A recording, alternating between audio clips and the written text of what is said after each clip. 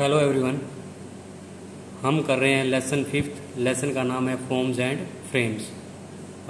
इससे पहले मैं आपको लेबल के बारे में बता चुका हूँ और टेक्स्ट बॉक्स के बारे में बता चुका हूँ, पासवर्ड बॉक्स के बारे में बता चुका हूँ। तो आज हम आगे करते हैं। इस प्रोग्राम के अंदर हमारा जो टॉपिक रहेगा वो होगा radio button and check box. तो पहले मैं आपको बताता हूँ चेक बॉक्स के बारे में। तो पहले आपको ये पता होना चाहिए चेक बॉक्स होता क्या है। आपको मैं एक प्रोग्राम ओपन करके दिखाता हूँ, उसके अंदर आप देखिएगा चेक बॉक्स होता क्या है।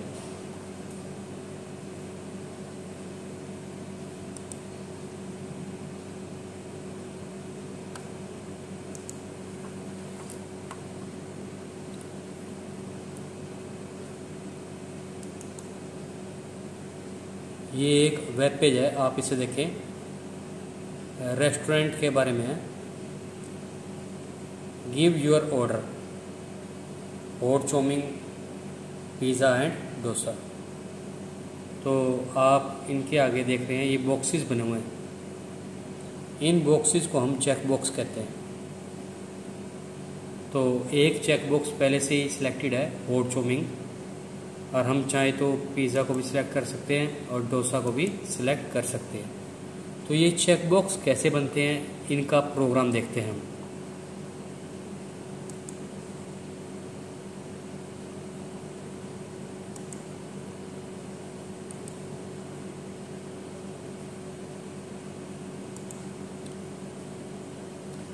चेक बॉक्स बनाने के लिए ये हमारा प्रोग्राम है।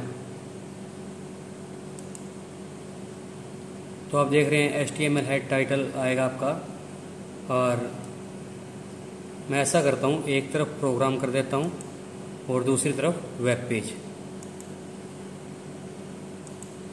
अब आप देखिए एक तरफ वेब पेज है और एक तरफ प्रोग्राम। तो शुरू करते हैं। मैं आपको प्रोग्राम ट्रांसलेट करके समझा रहा हूँ, दूसरी तरफ उसका आउटपुट है। बॉडी में देखिए बैकग्राउंड कलर रेड है और टेक्स्ट वाइट है। आप देख रहे हैं ऐसा ही आ रहा है यहाँ पर वेब पेज में, बैकग्राउंड आपका रेड आ रहा है और टेक्स्ट वाइट आ रहा है। उसके बाद सेंटर, सेंटर के अंदर लिखा गया है लजीज रेस्टोरेंट, जो कि हेडिंग 1 में है। और हेडिंग 1 आपको पता होगा साइज इंक्रीज करने के लिए होता है। लजीज रेस्टोरेंट यहाँ पर लिखा हुआ आ रहा है सेंटर में और हेडिंग 1 के अंदर। उसके बाद आपका फॉर्म टैग शुरू हो रहा है, ये फॉर्म। इसके अंदर हमने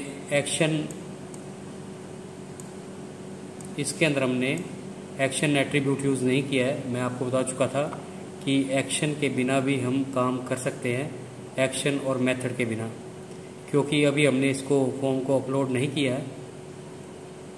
तो ये फॉर्म ओपनिंग हो गया और ये फॉर्म क्लोजिंग। उसके बाद हेडिंग 3 से जो साइज़ है थोड़ा डिक्रीज़ हो गया है हेडिंग 1 की कंपैरिजन में। उसके बाद गिव योर ऑर्डर, आप देख सकते हैं वेब पेज में लिखा हुआ आ रहा है गिव योर ऑर्डर। उसके बाद चेक बॉक्स कैसे बनते हैं। तो चेक बॉक्स बनाने के लिए भी हम इनपुट टैग का प्रयोग करेंगे, इनपुट। उसके बाद चेक बॉक्स का एक नाम लिखेंगे, जो मर्जी लिखें। हमने यहाँ पर नाम लिख दिया C1 फर्स्ट चेक बॉक्स का, और उसके आगे टाइप हमने दे दिया चेक बॉक्स। मैंने आपको बताया था अलग अलग कंट्रोल बनाने के लिए अलग अलग टाइप होती है। चेक बॉक्स बनाने के लिए हमारा जो टाइप है वो हमें देना पड़ेगा चेक बॉक्स। उसके बाद अगला एट्रीब्यूट है वैल्यू एट्रीब्यूट।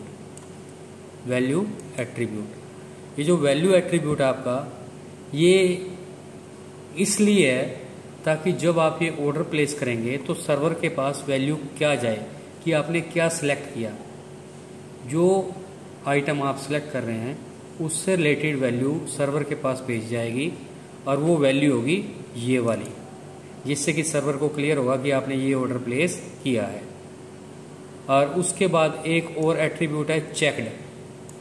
ये चेक्ड एट्रीब्यूट जो है, आपने देखा जब हमने ये वेब पेज ओपन किया तो हॉट चाउमीन पहले से ही सिलेक्टेड आया था, और उसकी वजह ये थी कि हमने यहाँ पर चेक्ड एट्रीब्यूट यूज़ किया है। अगर ये चेक्ड एट्रीब्यूट यूज़ नहीं करेंगे तो आपका जो चेकबॉक्स है वो पहले से सिलेक्टेड नहीं आएगा। उसके बाद ये हमने इसको क्लोज कर दिया है, इनपुट टैग को देखो यहाँ पर क्लोज कर दिया है। क्लोज करने के बाद हमने लिख दिया है हॉट चोमिंग रेट 120। तो ये जो हॉट चोमिंग रेट 120 है ये वहाँ पर एज इट इज़ प्रिंट होगा वेब पेज के अंदर एज इट इज़ प्रिंट होगा। देखिए आप यहाँ पे प्रिंट हो रहा है हॉट चोमिंग रेट 120। मीन्स कहने का मतलब ये है कि जो इनपुट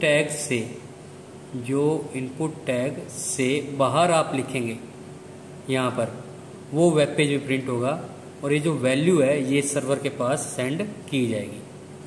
तो इस इनपुट के द्वारा, फर्स्ट वाले इनपुट के द्वारा आपका फर्स्ट चेकबॉक्स बन गया है, फर्स्ट वाले इनपुट के द्वारा आपका फर्स्ट चेकबॉक्स बन गया है, और सेकंड वाले इनपुट के द्वारा आपका सेकंड, और थर्ड वाले इनपुट के द्वारा आपका थर्ड चेकबॉक्स बन गया है। और तीनों चेकबॉक्स का हमें नाम जो है वो अलग अलग देना है। आप नाम कुछ भी दे सकते हैं, हमने यहाँ पर दिया है C1, C2 एंड C3, आप कोई मर्जी नाम दें। तो इस प्रोग्राम का आप स्क्रीनशॉट ले लें और उसके बाद मैं वेब पेज ओपन कर रहा हूँ उसका भी स्क्रीनशॉट ले लें और उन दोनों को आप अच्छे से रीड करें और समझें। इसका स्क्रीनशॉट लें।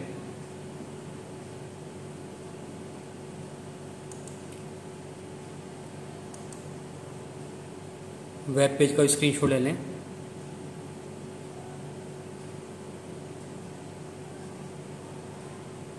तो ये था आपका चेकबॉक्स। अब मैं आपको बताता हूँ रेडियो बटन के बारे में। रेडियो बटन का पहले मैं वेब पेज ओपन कर रहा हूँ।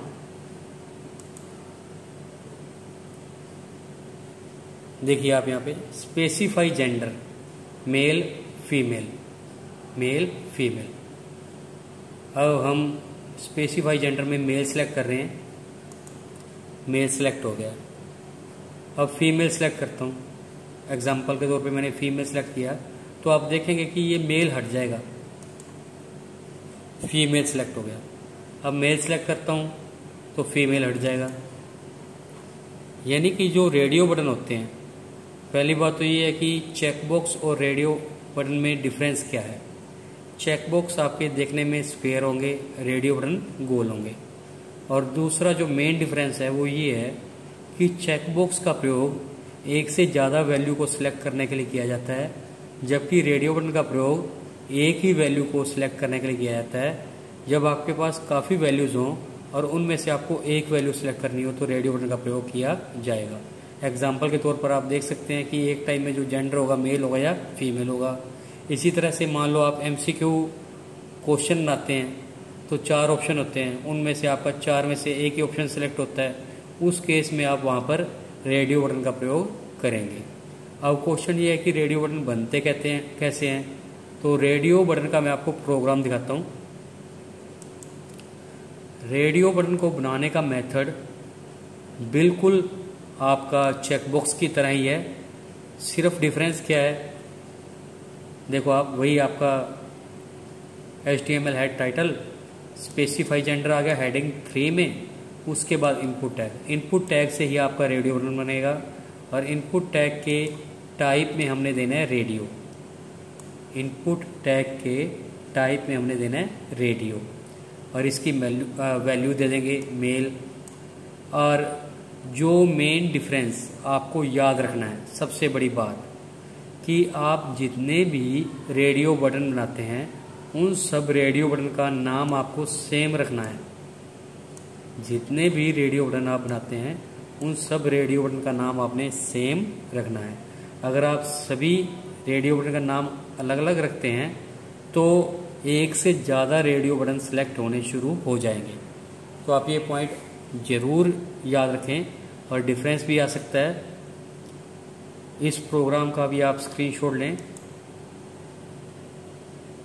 और कोई दिक्कत आती है तो आप मुझे कमेंट में पूछ सकते हैं। और पीछे जो प्रोग्राम आपके हो चुके हैं उनके लिंक डिस्क्रिप्शन में दिए हुए हैं, आप वहाँ पर जाकर उन प्रोग्राम को भी देख सकते हैं। Thank you students.